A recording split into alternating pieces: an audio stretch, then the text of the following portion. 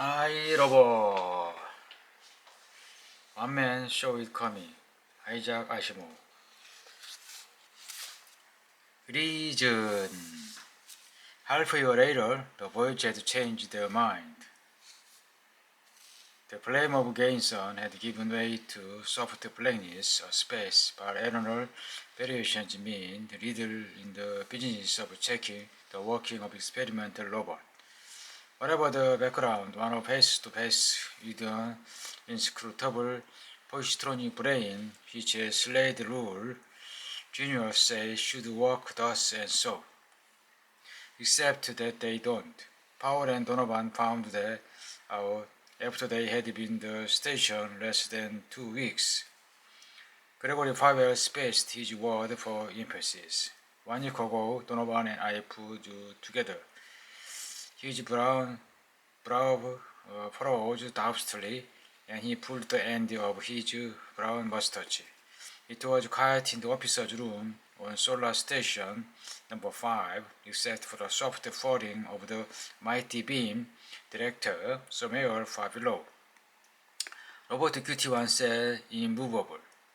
The burnished place of high body gleamed in the luxities, and glow red of the photoelectronic cell were in his eye, or fixed steadily upon the Earthman on the other side of the table. Powell repressed the sudden attack of nurses. His robot possessed peculiar brain. Oh, the three roles of robot held. They had to. All of U.S. robot, from Robertson himself to the new floor sweeper, would insist on that. So QT1 was safe. And yet the QT model was the first of their kind, and this was the first of the QTs. Mathematical squiggle on paper were not always the most comforting protection against the robotic pact.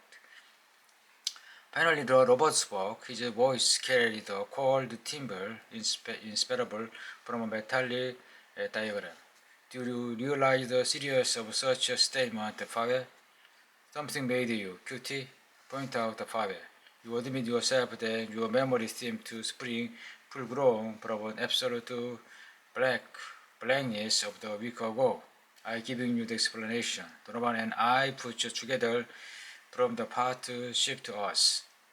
QT gazed upon the long, supple finger in an orderly human attitude of mystification.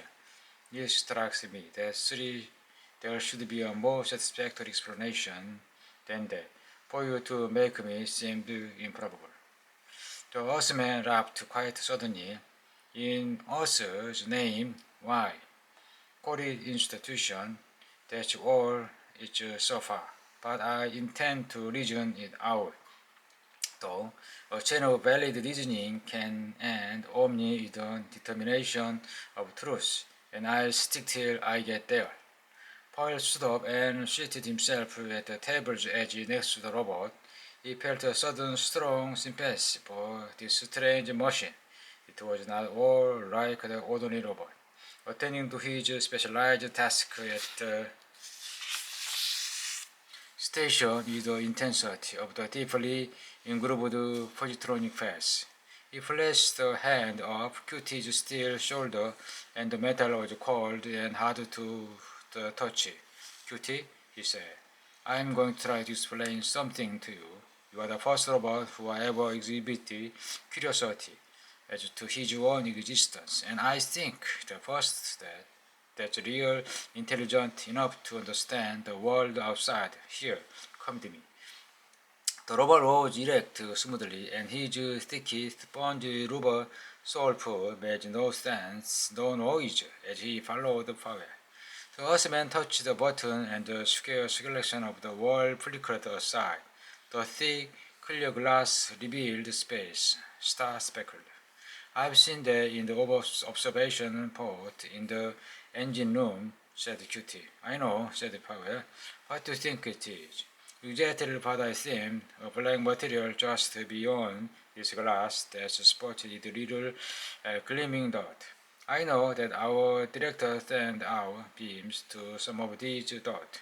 only to the same ones, and also the these dot shift, and the beam shift is them. That's what. Good. Now I want you to listen carefully. The blankness is emptiness, vast emptiness stretching out infinitely. The little gleaming dots are huge masses of energy-filled matter. They are globes, some of them millions of miles in diameter. And for comparison, this station is only 1 mile across. They seem so tiny because they are incredibly far off. The dots to which our energy beams are directed are nearer and much smaller.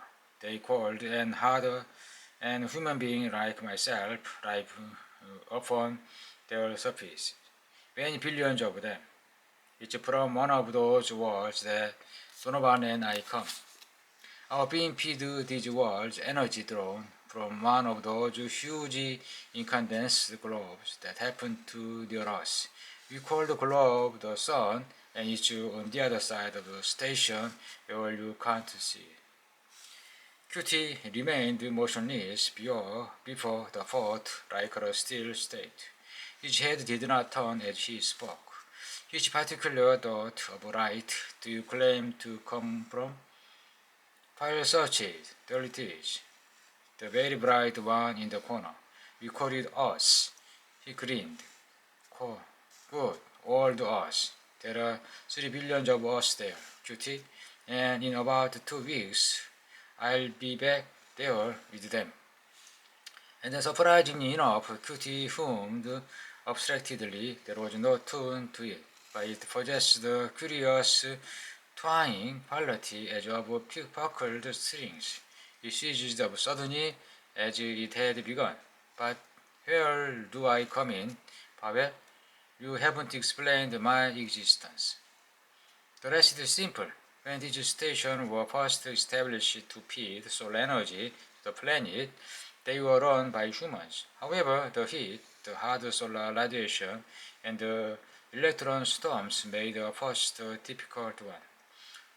Robots were developed to replace human labor, and now only 2 human executives are required for each station.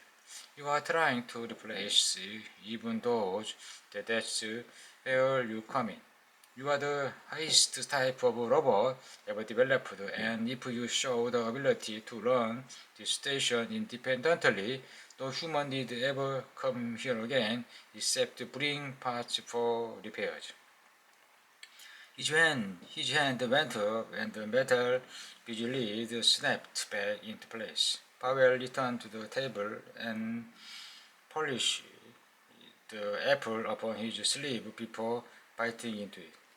The red glow of the robot's eyes held him. Do you expect me, said Cutie slowly, to believe any such complicated, implausible hypothesis as you have just outlined? What do you take me for? Pavel sputtered the apple fragment onto the table and turned red. Why damn you? It wasn't a hypothesis. It was a fact. Cuties sounded grim. Global energy billions of miles across. Was it 3 billion human on them? Infinite emptiness. Sorry, Pavel, but I don't believe it. I'll figure these things out for myself. Goodbye. He turned and stalked out the room. He brushed past Mikhail Donovan on the threshold with a grave note and passed down the corridor, oblivious to the astounded stare that followed him. Mike Donovan rumbled his red hair, and shot an annoyed glance at Fowler. What was that working junk yard talking about? What doesn't he believe? The other dragged at his mustache bitterly. He's a skeptic, was the bitter response. He doesn't believe we made him, or that us exist, or space, or stars. Sizzling Satan, we've got a lunatic robot on our hands. He said he's going to figure it all out for himself. Well now, said Donovan sweetly, I'd hope he'll condescend to explain it all to me after he's puzzled everything out. Then, with sudden rage, listen, if the metal mask gives me any lip like that, I'll knock that chromium cranium right off its torso. He seated himself with a joke and drew a paperback mystery novel out of his inner jacket pocket. Then Robert gave me the willies anyway, too demanded, inquisitive.